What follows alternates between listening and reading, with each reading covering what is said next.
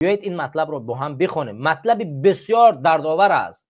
این با موضوع ما بسیار ربط مهمی دارد، چون وقتی که ما از آبشوی یخها صحبت میکنیم باید از آبشوی حقوقها، از زیر پا کردن حقوق زنها، از زیر پا کردن حقوق کودکان، از زیر پا کردن حقوق بیوزنها را باید صحبت کنیم.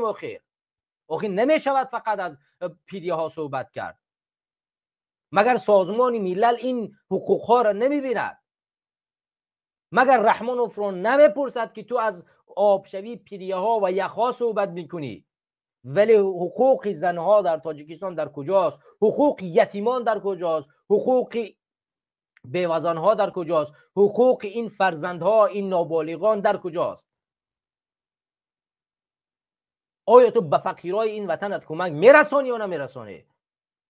آقا داراترین پرزیدنت هستی، مگر بانک شویتزر یا همین سازمان ملل از دارایی امامعلی رحمانو مگر برخوردار نیست؟ مگر فرانسه از دارایی امامعلی رحمانو برخوردار نیست؟ نمیداند مگر؟ آخه اینا میدانن، همه این چیز رو میدانن که همین پدر نعلت میاد اینجا دروغ میگوید.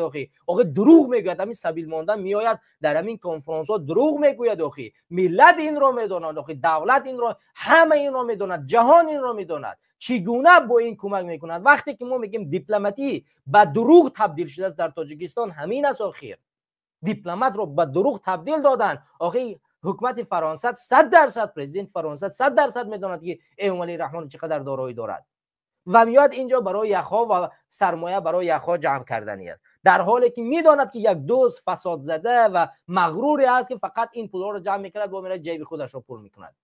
اینا که میدانن که اگر که بخواهد همون پریه ها رو از پول خودش جمع میکنن، ملتش رو از پول خودش چکار میکنن؟ نجات میدهد و تمام زندان های سیاسی رو آزاد میکند.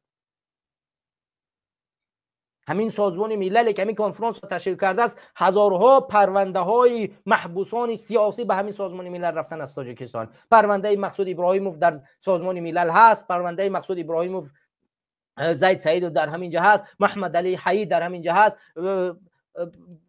حسینی در همون پروندهش در اونجا هست، بزرگ میریار و پروندهش در همونجا هست، هزارها در اونجا هست. یعنی همین روز بازم خبر رسید که یکی از زندانیان سیاسی که از ولایت مختار کوهستانی بدخشان بود در داخل زندان به هلاکت رسید. مگر سازمان ملل این را نمیداند؟ مگر کشور فرانسه این را نمیداند؟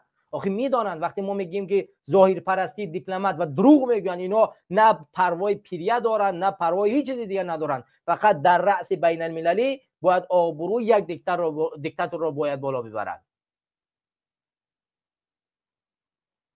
بیایید مطلب را بخوانیم.